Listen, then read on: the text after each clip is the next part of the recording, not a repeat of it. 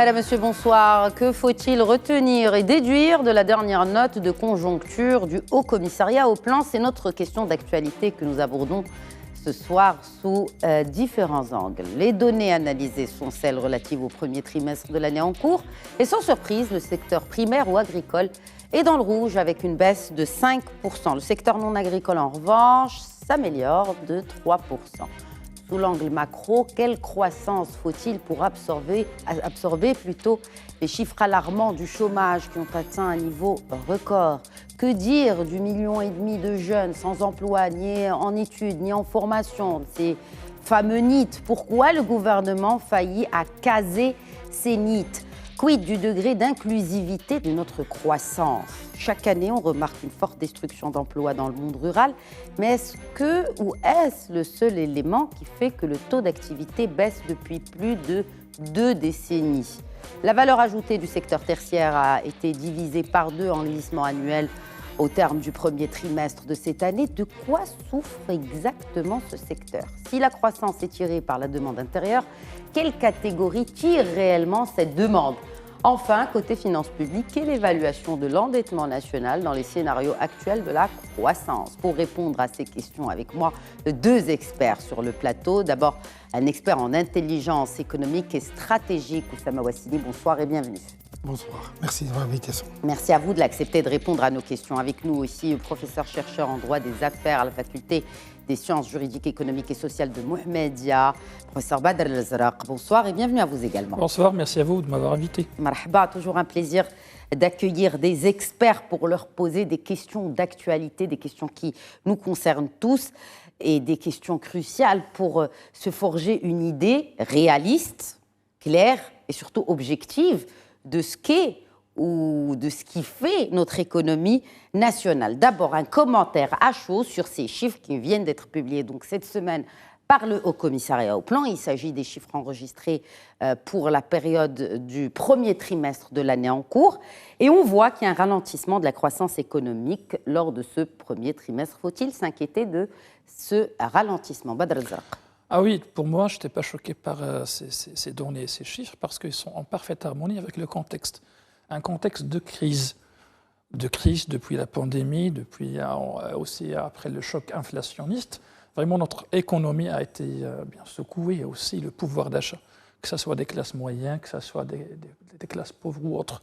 Donc aujourd'hui, on est en train de récolter les retombées néfastes de cette période de crise. Le premier semestre de 2024, c'est juste, on est en train de récolter tous ces résultats négatifs de cette période vraiment qui a secoué l'économie marocaine. Et aujourd'hui, avec le recul qu'on a enregistré au niveau de la croissance secteur agricole, aujourd'hui, c'est en relation toujours avec le contexte climatique vraiment dur. Aussi, tous... Bon, après, à prendre avec beaucoup de relativisme, bien sûr. Cette question du contexte climatique. Mais est-ce que vous pensez vraiment qu'on récolte encore, ou en tout cas qu'on subit finalement les effets de la Covid-19, qui ne sont pas déjà derrière nous, compte tenu des chiffres de croissance qui ont été enregistrés l'année après Covid, avec ce rebond important? Ou sinon, en fait, après le rebond, on revient à des taux de croissance qui sont ce qu'ils sont, que peut produire notre économie avec les agrégats actuels? Ah bien sûr, mais ce que je voulais dire, c'est le cumul. Le cumul parce qu'on a reçu le premier coup durant la période du Covid-19. Donc vraiment, surtout le entrepreneuriat a été fortement endommagé avec plus de 12 000, 14 000 entreprises qui ont fait faillite chaque année. Aujourd'hui, on a commencé à prendre le souffle avec la création de plus de 23 000. Mais le mal remonte avant la bien Covid. Sûr. Là, je sais bien, parce que toujours on était en train de repenser notre modèle. La fiscalité, etc. Oui, etc. Parce qu'on était toujours en train de repenser notre modèle économique. On a déjà entamé une certaine réforme fiscale, on a essayé de reprendre, de chercher des issues pour certaines entraves qui ralentissent la croissance du secteur entrepreneurial, notamment l'accès au financement et tout ça. Donc on a essayé à repenser, à trouver des solutions, mais ça coïncidait malheureusement avec un contexte vraiment difficile, notamment via cette pluralité des crises sanitaires, financières et aussi en relation avec le contexte climatique dur.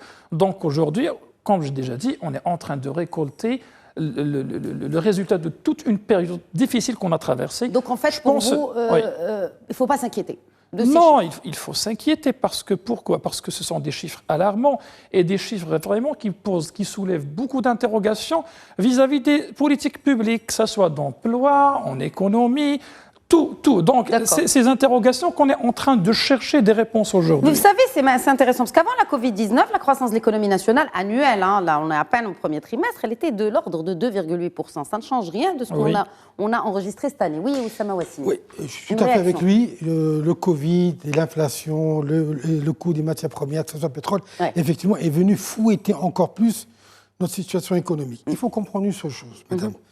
Nous dépasserons jamais et 3% de taux de croissance. Ça, je vous le garantis. La raison sont très simples. Le gouvernement nous en promet 4. Impossible. La situation économique et le tissu économique que nous disposons nous ne permettra jamais de dépasser les 3%. Nous sommes face à un plafond de verre. Ce plafond de verre a 2 raisons pour lesquelles on ne dépassera jamais 3%. Premièrement, le coût énergétique. Je vous raconte une histoire que j'ai. Oui, je vous raconte une histoire que j'ai racontée à Ousmani lorsqu'il était chef de gouvernement. C'était pour augmenter l'assiette. Vous savez que lorsqu'on peut pouvoir appeler un pays qui est industrialisé, il faut que le coût énergétique soit en dessous de 50 centimes de kilowattheure. J'ai donné comme exemple le cas des conserves de sardines. Nous sommes le premier exportateur mondial de conserves, 195 000 tonnes de sardines par an. C'est comme au phosphate, nous sommes le premier exportateur. Vous imaginez, nous avons la matière première, nous avons la main-d'œuvre, nous avons les consommables, à savoir le citron ou l'huile, etc., ou les tomates ou mettre. Mais vous savez que dans tout ça, nous ne maîtrisons même pas 20% de la valeur ajoutée du process. Sachant que la conserve en tant que telle, nous l'importons, alors que nous sommes le premier exportateur mondial. La raison est très simple. Si on avait une usine de fabrication de conserve au Maroc, sachant que vous parlez de la boîte. La boîte de conserve. Elle est importée. Elle est importée. Alors que nous sommes le premier exportateur mondial de conserve. Alors que, imagine que si on avait cette usine, sachant que le procès de fabrication, que l'usine se trouve au Maroc, aux États-Unis, ou en Europe, ou en Asie, etc., le procès de fabrication il est le même. La matière première, que ce soit l'acier inoxydable ou l'aluminium, vous avez le London Metal Exchange, la bourse de Londres, qui définit le prix. C'est comme le pétrole. Et la raison, vous savez que si on la fabrique au Maroc, elle coûtera 50% plus cher que l'Europe de l'Est et 30% plus cher que l'Europe de l'Ouest. La raison est très simple. Lorsque vous rentrez dans un domaine industriel, l'énergie commence à dépasser plus de 20% à 30% de votre coût de production. Non, mais du coup, peut-être que l'importer reviendrait moins cher que de la fabriquer. Bien sûr, on l'importe à cause de l'énergie. Voilà. Alors, donc, automatiquement, lorsque chez nous, l'énergie coûte 80 centimes, ou 50 centimes, ou 60 centimes, alors qu'en Europe, elle est à 10 centimes, dès le départ, vous êtes perdant. Alors, vous comprenez maintenant, industriellement, on ne pourra pas passer à un gap supérieur tant qu'on n'aura pas réglé le problème énergétique. Donc là, vous parlez du secteur secondaire. Industriel. Vous êtes attaqué directement au secteur secondaire. C'est le cœur du problème. Pourquoi ? Je vais vous expliquer très simple. C'est le cœur du problème, mais ce n'est pas ce qui draine l'essentiel du PIB national. Ça va commencer. L'agriculture, si on doit laisser aux aléas du climatique, on ne maîtrise plus rien. Mais est-ce la seule raison ? Est-ce que la sécheresse est la seule raison de la mauvaise performance du secteur agricole ? Parlons-en justement. Voilà, on n'a jamais été un pays agricole, madame. Pour les importations de blé, vous le prouvez. La hausse. Parce qu'on s'est détourné des céréales pour d'autres cultures. Donc, automatiquement, il y a aussi autre chose. L'endettement. Peut-être qu'on en parlera tout à l'heure. Oui, nous y reviendrons.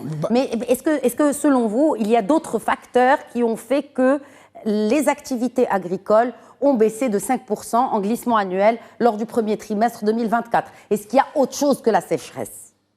Je n'ai aucune idée, franchement. Mais je ne pense pas que l'agriculture... Si l'agriculture est bonne, elle augmente le taux de croissance de combien ? De 1%, 1,5%. On va s'exciter sur ça.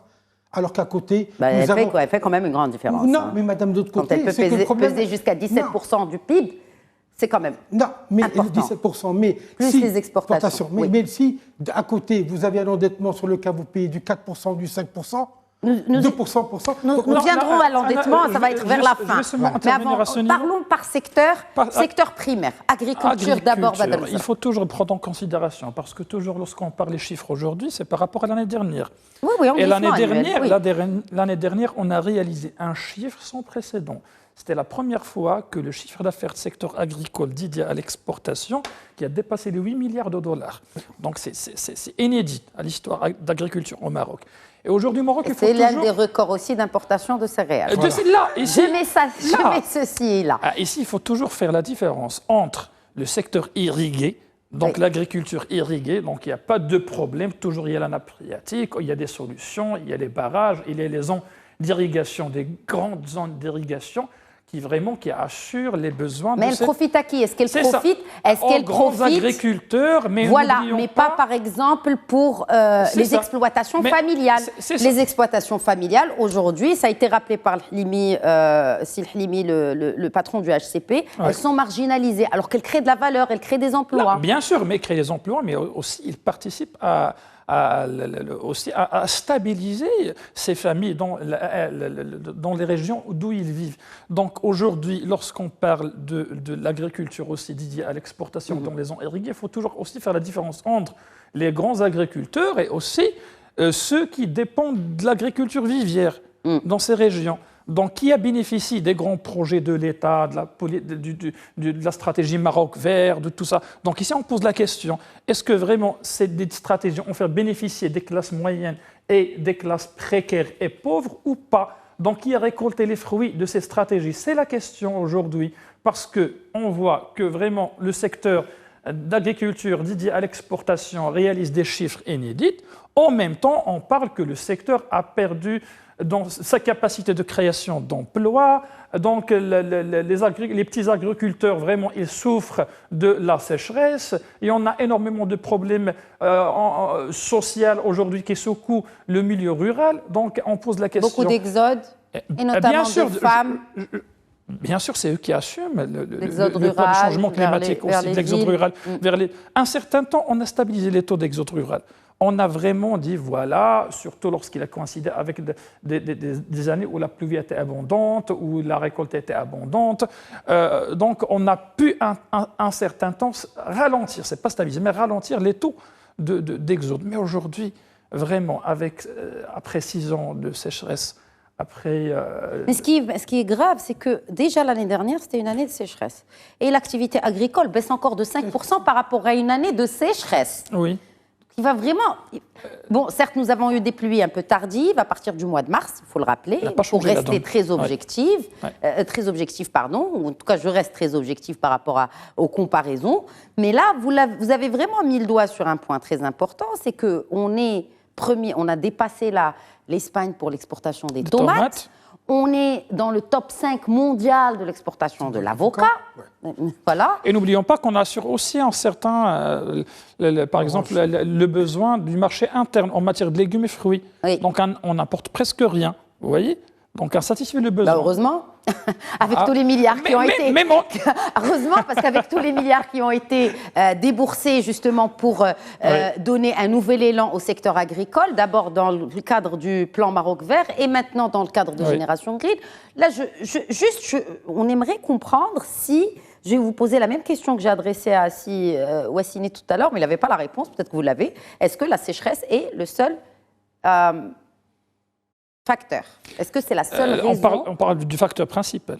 Du recul des activités agricoles lors du premier trimestre. Mais aussi, bien sûr, on parle de la sécheresse parce qu'il a vraiment impacté négativement les activités agricoles et même les activités agricoles qui se trouvent dans les zones irriguées étaient fortement impactées par la sécheresse. D'accord. Donc on n'arrive même pas à satisfaire le besoin en eau agricole pour ces exploitations. Et on trouve aujourd'hui que le gouvernement a fourni énormément d'efforts pour créer une certaine solidarité hydrique entre les régions. On voit ça, notamment celle d'Agadir, est en train de redoubler aussi la cadence en matière de la création des stations pour dessaliner l'eau et tout ça.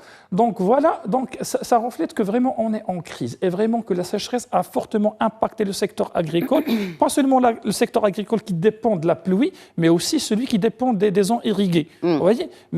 Mais je dis seulement, c'est la principale cause.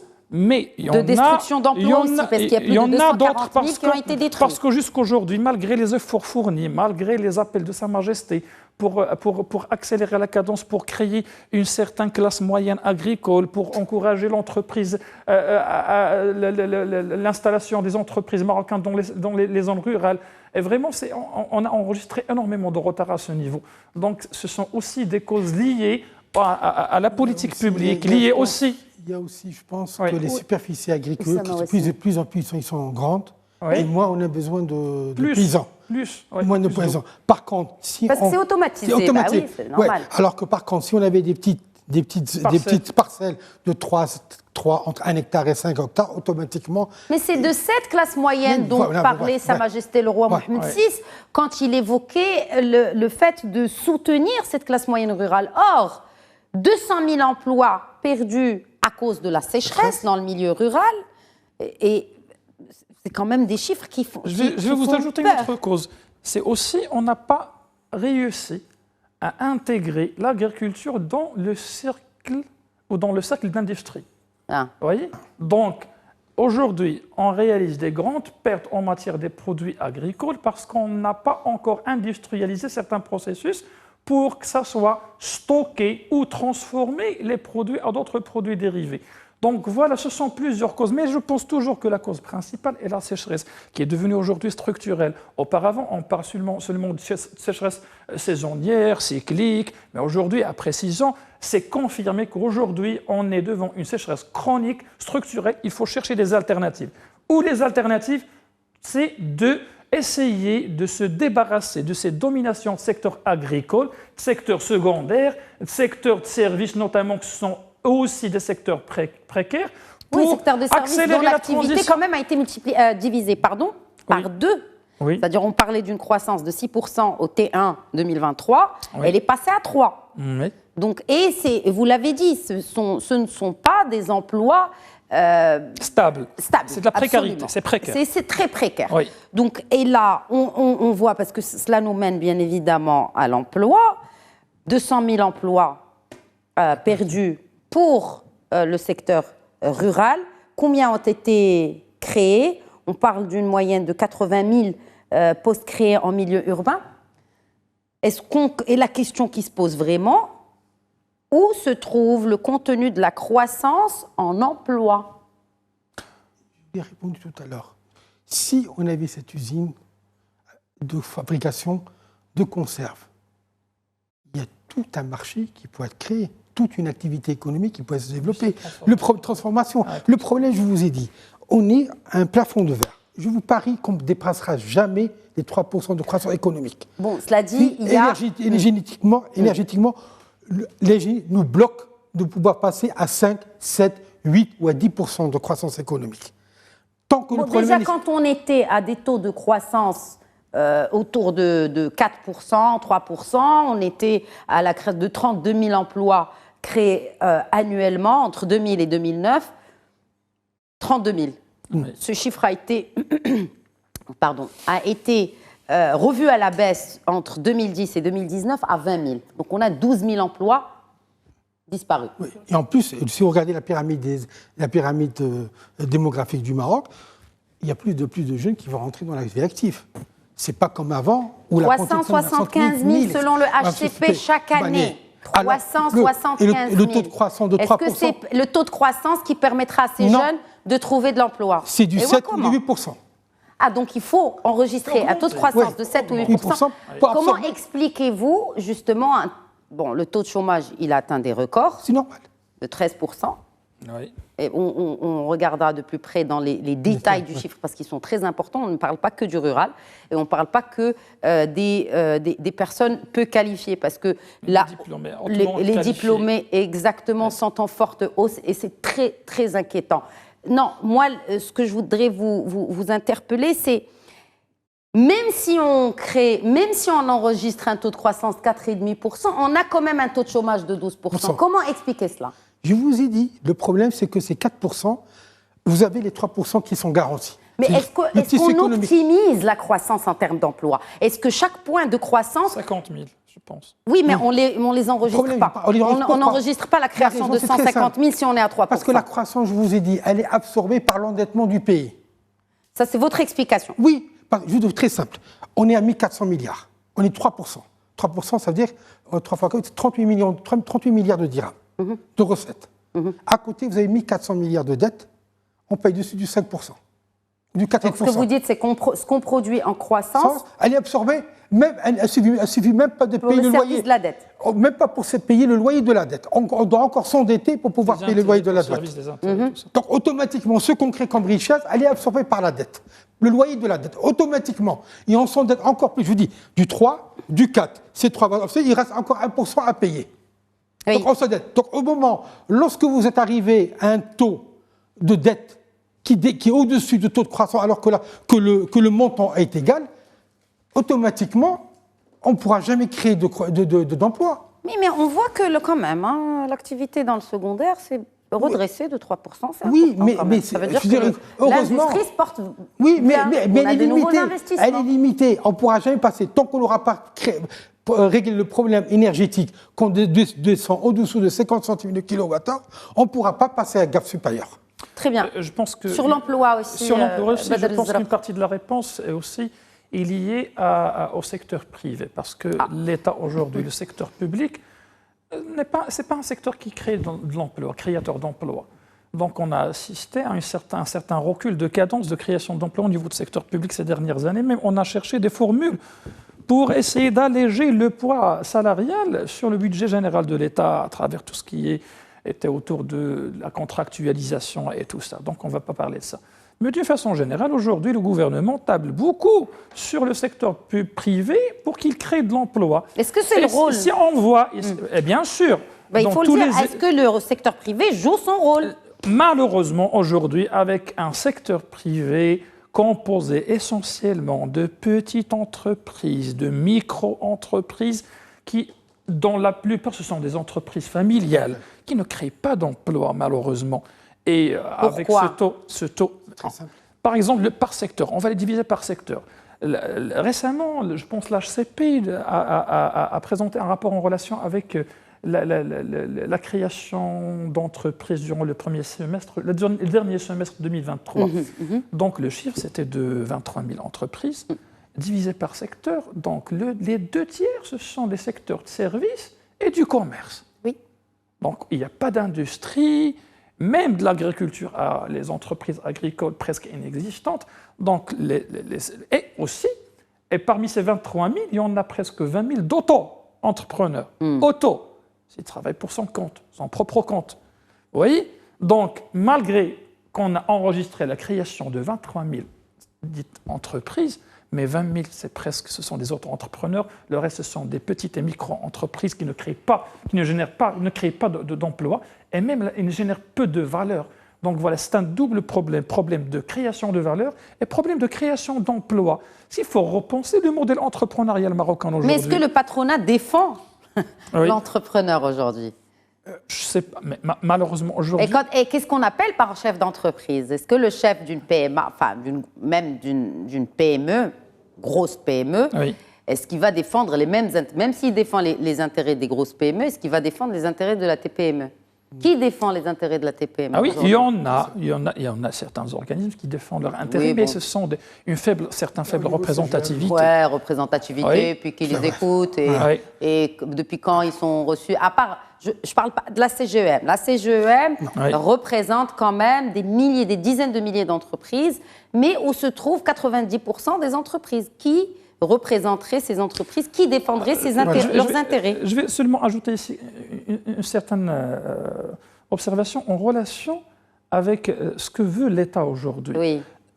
D'après la nouvelle charte d'investissement, je pense que l'intention de l'État était bien claire, c'était d'ici 2030, c'était que le poids qui va essayer de redoubler le poids des investissements privés, le double, les 2 tiers. Donc c'est une volonté déclarée de l'État. Mais comment on va arriver à cela? Quel modèle économique on va adopter? Quel outil on va utiliser? Ce sont les questions qui se posent aujourd'hui, surtout parce que ces chiffres sont présentés aujourd'hui en coïncidence avec la présentation du bilan de mi-mandat du gouvernement. Qui était très positif. Oui.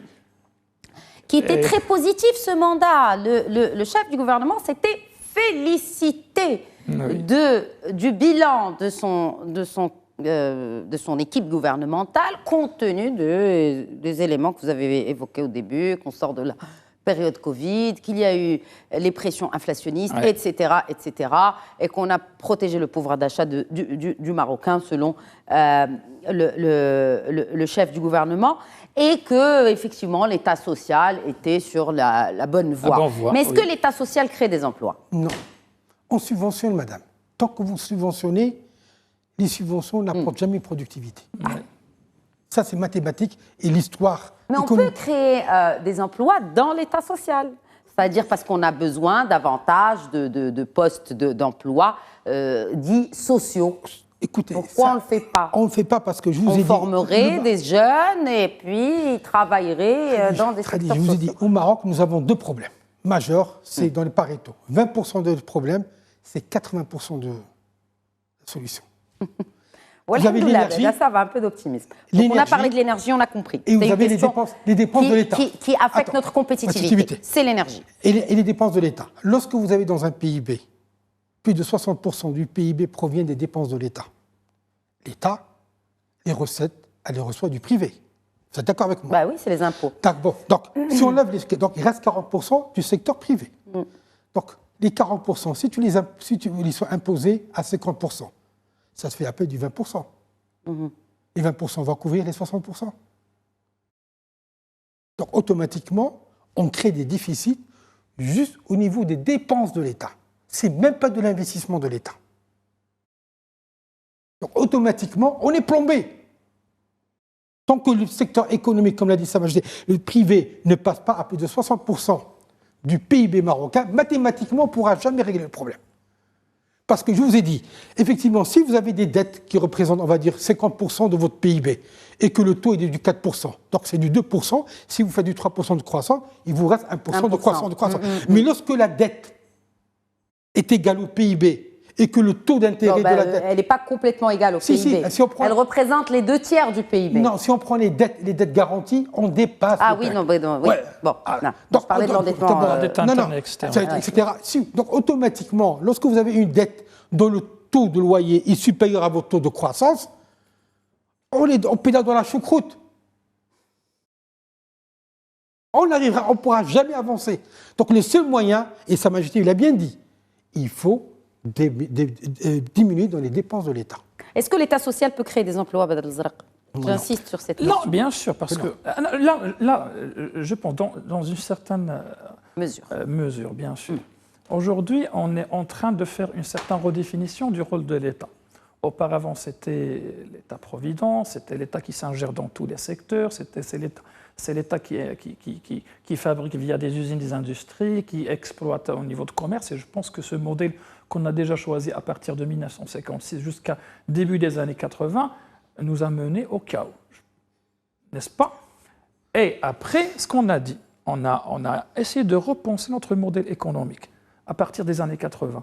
L'arrêt cardiaque, le fameux arrêt cardiaque, la sécheresse, c'était un contexte similaire que ce qu'on vécu aujourd'hui, mais aujourd'hui, on a d'autres mécanismes pour le surmonter. À cette époque, on a dit, voilà, on va repenser le rôle de l'État, on va adopter le concept de New Public Management, on va se limiter au niveau stratégique pour l'État, au niveau de l'accompagnement, au niveau des pouvoirs régaliens de l'État, au niveau de la législation. On va laisser faire pour le secteur public. On a commencé par le fameux processus de privatisation et après on a entamé la libéralisation. On a essayé de drainer les investissements, les IDE vers le Maroc. Vraiment, on a réussi vraiment un petit peu à créer un certain équilibre au niveau de croissance. Au début de la première décennie du troisième millénaire, je pense qu'on a déjà arrivé à un certain... On a dépassé les 6%, 7% de croissance. Je pense à l'époque du gouvernement de Yousfi, et tout ça. Mais après la crise financière 2008, on a commencé le taux de croissance a commencé à diminuer progressivement jusqu'à aujourd'hui. Il y avait plusieurs crises. Donc, cette redéfinition du rôle de l'État nous a mené aussi à repenser le rôle social de l'État. Si l'État va se retirer de certains secteurs économiques, il va occuper d'autres fonctions sociales. Il ne va pas laisser au vide ses tâches sociales à l'égard de la société. Donc, qu'est-ce qu'il a fait? Donc, c'est ça où il a essayé, par exemple, de renforcer le système de protection sociale, d'entamer des réformes au niveau du système de santé, d'essayer, et toutes ces réformes, que ce soit au niveau de la protection sociale, au niveau de la santé et tout ça. Donc, je pense que ce sont des réformes qui ont créé d'emplois, qui vont créer plus d'emplois, surtout avec une société qui se dirige de plus en plus vers le vieillissement, et on sera dans le besoin de certains nombres d'emplois dans le secteur de santé, notamment la gériatrie et des métiers de proximité. En plus, que la société d'aujourd'hui, ce n'est pas la société d'hier. On parle aujourd'hui d'une famille nucléaire, on ne parle pas de famille élargie comme auparavant. Donc, on a besoin d'autres métiers qui vont apparaître et qui vont devenir, et qui vont remplacer d'autres métiers qui vont disparaître. Alors, donc, je pense que la dimension sociale aujourd'hui, oui. Non, est-ce que la dimension sociale, vous avez parlé de ces métiers-là, et ça fait partie des métiers des services. Bien sûr. On voit que le métier des services accuse quand même une baisse importante. Pourquoi? De quoi souffre ce secteur tertiaire? Le secteur tertiaire au Maroc, on le lie essentiellement et souvent au commerce et au tourisme. Je pense que lorsqu'on parle de tourisme aujourd'hui, à partir de l'année dernière, on a commencé à réaliser des chiffres et une hausse bien sûr spectaculaire, notamment, on a dépassé même les chiffres de 2019. En nombre d'arrivées. Combien C'est vrai, il a raison. Parce que quand on prend les recettes et qu'on les divise, c'est très simple, on va faire les choses de manière très basique pour que le maximum de personnes comprennent. Si on prend le nombre d'arrivées, qu'on les divise par les recettes, ça nous fait une dépense par touriste qui est beaucoup moindre que celle d'avant le Covid, avant 2019. C'est en relation avec l'inflation, quoi. Non, c'est pas ça devrait être le contraire. Ça devrait être le contraire. Ils devraient payer plus à la mahal. Mais par exemple, je n'ai pas le chiffre exact en tête, mais si par exemple avant 2019, je donne un exemple de chiffres aléatoires, hein, ce ne sont pas les chiffres exacts, mais par exemple si un touriste avant 2019 dépensait une moyenne par stay, par voyage au Maroc de $500, maintenant, après, aujourd'hui, il est à 400 ou à 420. Il faut prendre en considération qu'ici au Maroc, on table de plus en plus sur le tourisme low cost. Et aussi, je pense même le pouvoir d'achat des touristes européens aujourd'hui a diminué. Ce n'est pas le cas avant le choc inflationniste. Il y a d'autres touristes qui ne sont pas européens qui payent. Et qui ne rentrent pas dans cette case. Est-ce que vraiment ce que vous dites, là je me pose vraiment la question, j'ai un doute, est-ce que vraiment le Maroc choisit de se diriger vers le low cost? Est-ce que c'est un choix stratégique pour le royaume? Écoutez, madame, écoutez, il faut poser les choses. Comme je vous ai dit la dernière fois que j'étais ici, tous les pays du monde sont endettés. La dette est supérieure à 100% du PIB. Donc automatiquement, toute personne dans le monde a vu son pouvoir d'achat diminuer. Point barre. Maintenant, le Maroc. Lorsque vous savez que le PIB, 70% du PIB provient de la consommation. Donc automatiquement, lorsque vous avez un pouvoir d'achat qui a baissé, ne vous attendez pas qu'un PIB monte. Après, quand on dit selon le HCP que la demande intérieure tire la croissance, c'est que quand même, hein, ça va, on dépense d'argent. Non, oui, c'est la consommation qui tire l'année dernière, je mais pense, au détriment de l'endettement. Donc, si cette croissance a augmenté grâce à une richesse qui a été créée, chapeau bas. Mais cette augmentation est due à l'endettement. Non, à la consommation et donc ces impôts, dont la TVA, qui sont prélevés. Non, il y a l'endettement, c'est que la majorité. Écoutez. Qui consomme en fait? Les gens. Qu'est-ce qui constitue l'essentiel de cette demande intérieure? Attends, je vais vous donner un exemple très simple pour comprendre. Je prends le Japon. Le Japon.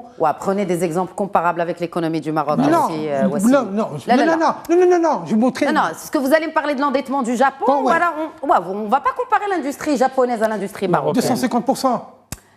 Je vois ce que je vous dis. Il faudrait qu'on se compare quand même à... faudrait même pas qu'on se compare. Mais en tout cas, si on va se comparer, qu'on se compare à des économies semblables de la nôtre. Écoutez, je prends le cas de la Suède. En 92, elle est tombée en faillite. Oui, bon. Non, mais là, l'endettement, je vous ai dit, le problème du Maroc... Mais vous ne pouvez pas comparer l'endettement de la Suède ou du Japon compte tenu de leur productivité. La productivité de l'économie suédoise. Oui. D'ailleurs, qui sont très très en avance sur les questions énergétiques, notamment énergie verte. Oui. Le Japon, n'en parlons pas. On ne peut pas se comparer au Japon et à la Suède. Vous ai dit, c'est très bien d'aspirer à devenir, Inch'Allah, au niveau du Japon et de la Suède. Je vous ai dit, de la productivité de ces deux pays. Le problème, c'est l'augmentation du PIB ou la croissance de la consommation n'est due qu'à l'endettement. La majorité des Marocains sont endettés. Donc en fait, tout est relaté à l'endettement. Si l'endettement, vous payez du 4% et vous faites du 3% de croissance, à un certain moment, vous allez tomber en faillite. Vous n'allez plus trouver d'argent. Et ce fameux programme d'ajustement structurel des années 80 qui avait obligé le Maroc à l'austérité à l'époque. Je vous ai dit. On est loin. Hein. Écoutez, je vous parle. Selon le Walid Bank al-Maghreb, selon le FMI, selon la Banque mondiale, on est vraiment... Les agrégats macroéconomiques sont encore en forme. Assez en forme pour continuer de s'endetter. Mais après, que fait-on de cette dette, justement? Est-ce qu'elle crée de la richesse après ou pas? Malheureusement, on n'investit pas, on investit dans le social. Je pense que le problème n'est pas toujours l'endettement, mais ce qu'on fait avec cet argent. C'est ça, c'est ce que je dis. C'est ça le problème qui se pose. Je vous ai dit, le problème, c'est les dépenses. On va pas même... Vous avez donné l'exemple des Japon et Suède. Donc les États-Unis et la France, ce sont des pays hyper endettés, mais la machine économique fonctionne à merveille. Donc aujourd'hui, et je pense même, je pense que ce processus d'endettement pour le Maroc ne va pas s'arrêter ici. Je pense qu'on est déjà en cours de mise en œuvre certains chantiers en relation avec la Coupe du Monde, en relation avec les réformes du secteur de santé et de la protection sociale et tout ça. Et on a besoin énormément d'argent. Que ça soit via les investissements, que ça soit via l'endettement, j'aimerais bien qu'on va arriver à ce stade de l'investissement productif, comme il a déjà dit. Mais comment, justement, comment rendre plus inclusive, comment optimiser ce flux d'investissement? Effectivement, il y aura un flux d'investissement conséquent, vers le royaume du Maroc. Oui. Comment optimiser l'effet économique de ces flux d'investissement? Effet économique, création de richesse, création de points de croissance et création d'emplois. Tout passe par le secteur privé. Tout passe par l'entreprise marocaine. Aujourd'hui, pas que. IDE aussi.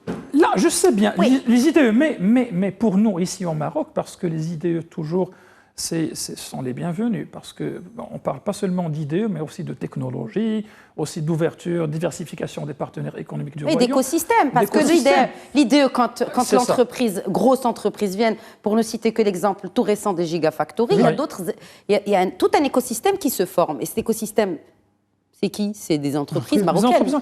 Par exemple, le secteur de l'automobile aujourd'hui, c'est le fruit de collaboration entre le Maroc et certaines grandes entreprises multinationales. Donc, il a donné naissance à un écosystème composé d'entreprises marocaines. Je pense qu'il dépasse les 200 entreprises aujourd'hui. Donc, il y avait un certain transfert de certains niveaux de technologie, et aussi de capitaux, et aussi d'expérience. Et on arrive aujourd'hui, on parle vraiment, il existe un écosystème de l'industrie mécanique, de l'aviation et tout ça. Aujourd'hui, il faut reproduire ces success stories qu'on a déjà fait au niveau du secteur de l'industrie mécanique et de l'aviation. Aujourd'hui, toute croissance passe essentiellement au Maroc par le secteur privé, parce qu'aujourd'hui, notre secteur est faible, notre secteur souffre d'un certain obstacles qui handicapent, qui entravent l'évolution et la croissance de l'entreprise marocaine, notamment l'accès au financement. On a vu qu'il y avait plusieurs initiatives pour faciliter l'accès au financement. Mais qui ne fait pas son travail? Parce que là, on ne pointe pas du doigt que la responsabilité n'est pas que celle du gouvernement. Par exemple, les banques manquent de courage en matière de garantie à l'égard des entreprises, des petites entreprises, des jeunes entrepreneurs, par exemple. C'est la raison pour laquelle Sa Majesté le Roi a lancé plusieurs initiatives, dont Intelqa et Força. Et aujourd'hui, on est en train de demander au gouvernement de nous donner le bilan de ces deux initiatives. Tout d'abord parce qu'il manque de chiffres et de Oui, données. on parle de chiffres. Oui. Voilà, il a été accordé tel montant de crédit Intelaqa. Oui. Pour faire quoi? Voilà, distribuer de l'argent. C'est de l'argent de l'État. C'est de l'argent qui est garanti, pardon, je me reprends. Garanti par l'État. Qui est garanti par l'État. C'est pareil, le programme Muqawala. De façon garantie, bon, si le Muqawala ne marche pas. Voilà. C'est l'État qui va payer. On parle de faciliter l'accès au financement, mais est-ce qu'on a oublié, il faut auditer. est-ce qu'on tout a ce qu'on oublié fait, tout ce que qu'on- vraiment le financement, c'est un problème parmi autres, parce que l'entreprise marocaine souffre également d'incubateurs, souffre d'accompagnement, souffre d'expérience, manque d'expérience pour les gens entrepreneurs. C'est la raison pour laquelle on a essayé au niveau de Força de se rattraper. Força, on a essayé d'assurer. Je ne sais pas si c'est l'exemple là. Parce que même Força, on ne sait pas si c'est un flop ou un top. À ce jour, on ne sait pas. Anna, juste, je parle de l'idée. L'idée, c'est d'associer le financement à l'accompagnement et faire de cette initiative vraiment un incubateur des entreprises. C'est une bonne idée. Mais la mise en œuvre, qu'en est-il de la mise en œuvre? Donnez-nous des chiffres, des entreprises qui ont été créées, les secteurs. Vous savez, Oui. après je vous donne la parole, si Wassini.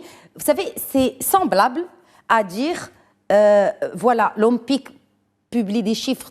Si on voit le nombre d'entreprises créées, franchement, on se réjouit. 23 000. Et quand on voit les entreprises défaillantes et celles qui ont mis la clé sous la porte, c'est plus des 2 tiers. Donc, c'est la même chose pour Força Intelaqa, ça s'applique aussi sur ces programmes. Effectivement, nous avons besoin de savoir, c'est très bien, le chef du gouvernement a donné les chiffres quand il a fait la présentation du bilan de mi-mandat, mais on ne sait pas qu'est-ce qu'a créé réellement comme richesse, qu'est-ce qu'ont créé comme richesse ces programmes. Donc là, effectivement, vous faites bien de rappeler le point d'interrogation sur ça. Oui, si Je revenais sur effectivement, au gouvernement, on adore donner des chiffres, des milliards, des centaines de milliards. C'est normal. Non, mais le problème, c'est normal parce qu'on doit rendre des comptes. Oui, mais le problème, c'est que vous êtes aussi garant de cet argent. Il faut que ce soit investi dans des activités rentables. Je prends un cas très simple. Vous avez dit au niveau de santé. Je vous garantis que, madame, dans les 5 ans, 10 ans, on sera les pionniers au niveau santé. La raison est très simple. Vous avez l'Europe, 300 millions d'habitants, plus de 50% de la population a plus de 50 ans. Je vous donne une chose très simple, madame. Dans 10 ans, quel que soit le gouvernement qui montera dans n'importe quel pays dans le monde, en Europe, en France, en Espagne, en Portugal, en Belgique, en Italie, il doit plus satisfaire les gens qui ont plus de 60 ans ou les gens qui ont moins de 60 ans. Oui, c'est... Automatiquement, ceux qui ont plus de 60 ans. Les gens qui ont plus de 60 ans, qu'est-ce qu'ils cherchent? Santé. Service santé. Donc, automatiquement, au niveau médecin et infirmière, ils n'en ont pas. Nous avons un positionnement qui peut nous permettre de sous-traiter toute cette partie. Donc, au lieu d'investir, de donner cet argent, des centaines de milliards de dirhams à n'importe quelle personne qui ouvre un dossier, je les cible sur des activités que je sais que dans les 5 ans, 10 ans à venir, rapporteront plus. Comment ça se fait qu'il y a des programmes de formation et qui proposent justement de former ces jeunes? On parlait, là, il y a ce rapport du Conseil économique, social et environnemental qui parle de ces jeunes qui sont ni employés, ni en formation, ni à l'école, ni rien. Ils sont 1,5 million aujourd'hui. Oui. Comment cela se fait-il avec tous les programmes de formation professionnelle qui sont toujours sans travail? Parce que tout simplement, je vous ai dit, on n'a pas créé un cap. On n'a pas dit, voilà, on travaille au doigt mouillé. Juste pour précision, la population de l'Europe est d'un peu plus de 700 millions. Mais est-ce que 300 millions européens, revenus au profit. Ah, de l'UE. Ah, de l'UE. Mais ce qui est quand même important à soulever, on a besoin aussi, parce que maintenant, quand on voit la fuite des cerveaux vers l'Europe, Donc quoi, 700 médecins par an? 1000. Depuis, là, 1000, C'est pas grave. Oui, mais Ils vont depuis revenir. 2007. C'est pas grave. Ils vont revenir. Non, c'est grave. On Non, a c'est un grave. besoin, Non, c'est on a grave. besoin de plus de C'est 30 000 médecins Écoute, Madame Khadija, c'est au à part- Maroc. Ils vont revenir dans les 5 ans. Cela n'engage que vous. Je ne Depuis- sais pas si vous avez des informations. Depuis 2015, Mathématiquement. 2007 jusqu'aujourd'hui, Oui. parce qu'on a enregistré le départ de 15 000 cadres de santé, Oui. médecins, infirmiers, Infirmiers, ouais. pharmaciens, qui ont quitté le Maroc définitivement, qui n'ont pas, parce que la demande, Ils vont revenir. la demande sur les cadres de santé est très élevée, Oui, oui. notamment en Europe, les États-Unis d'Amérique, Canada et tout ça. Tout à fait Et surtout, vieillissante. et je pense que ça a créé un problème aujourd'hui pour nous au Maroc, parce qu'on a une pénurie au niveau de cadres de santé. Écoutez. Même aujourd'hui, même la réforme. Est-ce que cette réforme, elle n'est pas en train justement de pousser plus de jeunes Non. de quitter? Est-ce que la réforme et le bras de fer, rappelons-le, qui n'est toujours pas résolu? Madame- Anna, je pense pas, mais je pense que l'attractivité qu'exercent certains modèles économiques en Europe et partout dans le monde, c'est elle qui convainc les cadres de santé marocains Ils vont se de rendre quitter compte- le Maroc.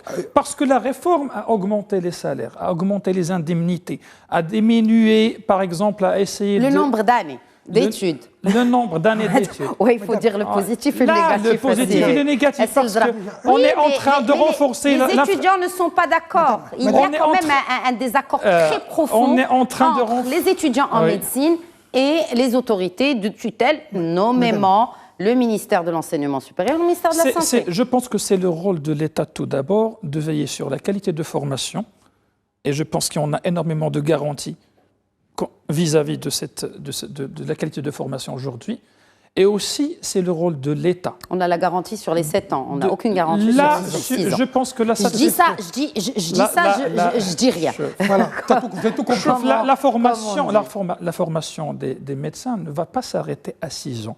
Il continue même après 6 ans si on considère que la première année est une année de pré-embauche, de stage. On peut la nommer comme on veut. Vous voyez? Donc voilà. Mais je pense que l'État Bon, après, ça dépend de l'encadrement qu'ils ont dans les Je CHU sais, et dans mais les on est- hôpitaux. Là, on peut parler de cette année où c'est la On est en pré-embauche, le stage, on est en train de etc. repenser notre système de santé. Non, non, Trois facultés oui. de médecine en cours de construction Exact, aujourd'hui, exact. des CHU partout. Tout à fait. On est en train de repenser le modèle de management hospitalier au Maroc. On a augmenté les salaires, les Et qui est indemnités. privé. Je pense qu'il faut aujourd'hui, c'est le temps pour faire des sacrifices, c'est le temps pour montrer ce patriotisme. Sacrifie quoi? Sacrifie, je sais pas, je ne vais pas le dire de sacrifier sa carrière. Non, mais de Oui, faire. mais vous dites il faut faire des sacrifices. Qui doit faire des sacrifices et quel genre Tous de les sacrifices? Marocains, on est obligés à faire des sacrifices. Moi aussi, vous aussi, les autres, on a Écoutez, madame. besoin à rester ici au Maroc, Madame. de travailler notre madame, pays, je vous- de montrer notre patriotisme, parce qu'il ne faut pas seulement profiter des bienfaits de notre système éducatif, de prendre le diplôme et de quitter le Maroc. Parce qu'un seul étudiant, aujourd'hui en médecine, coûte à l'État marocain plus d'1 million de dirhams. Ouais. C'est à se S'il veut poser la faire ce question, choix, est-ce qu'il faudrait pas, s'il veut faire pas ce les choix, il obliger, peut- mais le service civil? S'il veut faire ce choix, il peut le faire dès la première année, dès son bac, il peut prendre son bac. Alors, en est-ce que main vous êtes, et aller vous êtes chercher- pour la réinstauration du service civil obligatoire, comme pour le service militaire obligatoire? Je ne le pense pas. Et Parce quelle que est la c'est- solution? Madame. La solution, c'est de rendre notre système de santé aujourd'hui plus attractif. Très bien. Et c'est ça ce qu'on Madame. est en train de le faire. Madame. Je pense. Oui, Moi, Wassini, je raisonne Oussama. idéologique. Moi, c'est mathématique. Eh. Je dis tout simplement à tous les étudiants de médecine ou ingénieurs qui sont en train de quitter le Maroc, je vous garantis que vous allez travailler. Mais je vous promets et je vous jure, Rajid Mihadja, Ah. je vous jure, Allah ytaqabbal. ils ne prendront jamais leur retraite. Le jour où ils prendront la retraite, ça sera 75 ans. Ils sont juste des bouées de sauvetage pour le système social européen. Ils sont en train de détruire même l'avenir de leurs petits-enfants. Alors que l'avenir, ils sont autour. C'est pour ça que je vous ai dit, ils partiront pendant 5 ans, maximum 10 ans. Ils vont se rendre compte qu'ils ont foiré le truc. Je vous dis garanti, parce que je vous garantis qu'ils seront à la retraite à 70 ans, 75 ans. Ça, c'est mathématique. Non, on ne Ça, sait pas encore. hein. Si, non. On va avoir une réforme des retraites au Maroc aussi Non, bientôt, oui, mais on est loin des on saura pas, 70 ans. on saura Pas comme en Allemagne et d'autres pays. Voilà. Oui. Donc, Oui, oui, oui. automatiquement, je vous dis, même s'ils partent, Ça sera bien, ils vont apprendre quelque chose. Mais dans les 5 ans, dans les 10 ans, vous allez voir, ils commencent à venir en galopant. L'État social n'a de concrétude qu'avec l'État de droit. Dernier commentaire sur cette déclaration il y a un mois en interview avec nos confrères de Média 24 du patron du HCP, Sil Halimi. Bien sûr, donc c'est en parallèle. L'État social, le modèle économique, l'État de droit, on ne peut pas les désassocier. Aujourd'hui, toute réforme dépend de ces 3 piliers. La réforme des institutions, la réforme des textes législatifs, aujourd'hui, est une réforme très sollicitée. Je pense aujourd'hui... Vous parlez du code pénal ? Non, je parle du code pénal, je parle de la de l'enrichissement famille, du code de la famille. Je parle même, ça rentre dans la même catégorie. Bah, évidemment, parce que justement, la charte d'investissement, le climat des affaires, il repose sur la justice. C'est l'attractivité. Le climat des affaires repose sur la justice. Je veux dire, c'est la base. C'est la base. Parce que la première question que pose un investisseur, c'est l'état des textes juridiques et aussi les institutions en relation avec la justice. Voilà, comment résoudre un contentieux, un différend entre l'État et entre l'entreprise où je peux m'adresser. Donc voilà les questions qui se posent. Et aujourd'hui, le Maroc a essayé de faire plus d'efforts en train de moderniser ses institutions judiciaires et en même temps ses textes juridiques. Non, il faut surtout moderniser le code pénal et on attend avec impatience depuis le temps qu'on attend ce code pénal. La digitalisation réglera tout le problème des droits. Ah oui, ça y est. Au niveau de traçabilité, corruption, clientélisme. Tout sera transparent. Traçabilité totale. Sur cette note enfin positive de Oussama Wassili, parce que toute l'émission, on n'a pas eu droit à autant d'optimisme, mais en tout cas, c'est bien de finir sur une note positive. Je vous remercie, Oussama Wassili. Au niveau des médecins que je vous ai dit qui reviendront. Inch'Allah. Inch'Allah, on le souhaite. Merci à vous également, Badr Zarq. Vraiment un débat comme on les aime. Merci à vous de nous avoir suivis. C'est la fin de Questions d'actu. Très bonne soirée à tous.